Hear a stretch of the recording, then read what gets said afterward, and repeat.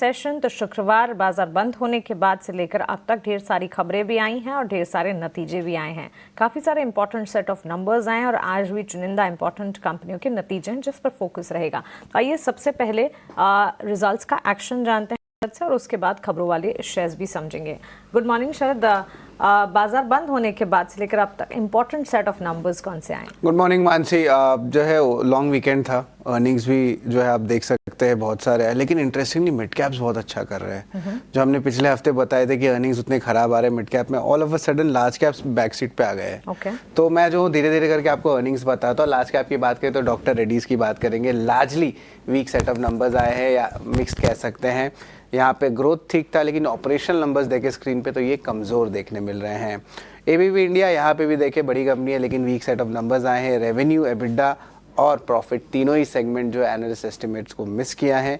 Interestingly small cap names अच्छे करने लगे हैं। एफले की बात करें तो स्ट्रॉन्ग सेट ऑफ नंबर्स आया है, एनालिस्ट एस्टिमेट को पूरी तरह बीट किया है। वही वापस मन्नपुरम फाइनेंस की बात करें तो एसेट क्वालिटी में डिटोरिएशन आया है। और नवीन फ्लोराइन और आरती फार्मा लैब्स, इन दोनों स्टॉक्स को भी लाइए। इनके नंबर्स के दोनों ही ने जो है ब्लॉकबस्टर नंबर दिए हैं, नवीन फ्लोराइन भी और जो है आपका आरती फार्मा लैब्स भी। एक्सपेक्टेशन भी नहीं था आरती फार्मा लैब्स को, लेकिन देखिए नंबर्स बहुत स्ट्रांग आए हैं और ये सब कंपनीज के भी मार्जिन्स जो है बड़ी उछाल देखने मिली है। तो of course mid cap small cap ने जो है सरप्राइज कर दिया लार्ज कैप्स को।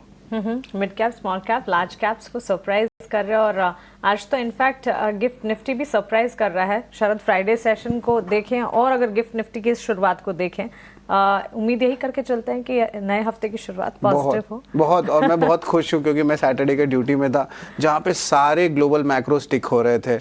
और जो गिफ्ट निफ्टी फ्यूचर्स होता है या रुपी 1 मंथ एनडीएफ कॉन्ट्रैक्ट होता है, जो भी फॉरवर्ड लुकिंग स्टेटमेंट्स होते हैं या जो इंडिकेटर हम एज एन एनालिस्ट ट्रैक करते हैं, बहुत इंप्रूवमेंट दिखा है भारत के लिए। इंप्रूवमेंट है, कन्विक्शन है और कन्विक्शन जारी रहे, यही उम्मीद के साथ खबरों वाले शेयर्स भी बताइए। जी बिल्कुल मानसी, बहुत इंपॉर्टेंट चीज़ है मॉनसून। अब वो 4 दिन पहले आ रहा है, हिस्ट्री। इसका मतलब रूरल थीम स्टॉक्स भी चलेंगे। तो उन पर भी नजर रखिएगा, खास करके एफएमसी स्टॉक्स हुआ, एमएनएम हुआ, आपके 2 व्हीलर स्टॉक्स हुए। और ये जो है ये भारत की कंजम्पशन वाली स्टोरी है, तो यहाँ पे जो है कोई बाहर का एक्सपोजर का इशू नहीं है। इंडसइंड बैंक के लिए नेगेटिव है। मूडीज की जो इन्वेस्टर सर्विसेज है उन्होंने क्रेडिट रेटिंग बैंक्स के कुछ आउटलुक्स को जो है नेगेटिव कर दिया है और डाउनग्रेड कर दिया है कंपनी के बेसलाइन क्रेडिट असेसमेंट में।